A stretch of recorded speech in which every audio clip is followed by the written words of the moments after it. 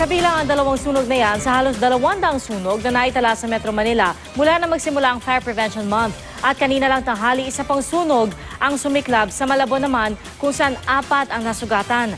Nakatutok si Mark Zambrano. Nangingilid ang luha ni Zaldi Montaire habang tinitingnan ang dating kinatatayuan ng kanyang bahay dito sa Barangay Katmon sa Malabon. Isang bahay niya sa tinatayang 25 bahay na nilamon ng apoy na mabilis na kumalat kaninang alas 12 ng tanghali. Ubus lahat eh. Sir, nakita niyo naman, ubus lahat. Saan natira? Wala. Wala nga naisalba kahit isang gamit.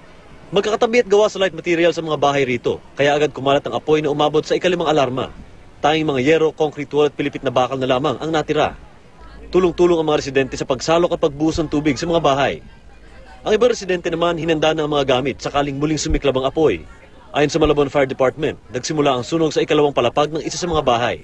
Maaari yung sa kuryente dahil sa itaas daw sa second floor. Nagmula yung sunog. Hindi pa namin masigurado kung ano talaga dahil under investigation pa po. Inaalam pa ang kabuong halaga ng mga ari-ariang nasunog. Pasado alauna ng hapon nang tuluyang maapula ang sunog. Pansamantalang maniniraan sa barangay hall at covered court ang mga nasunugan.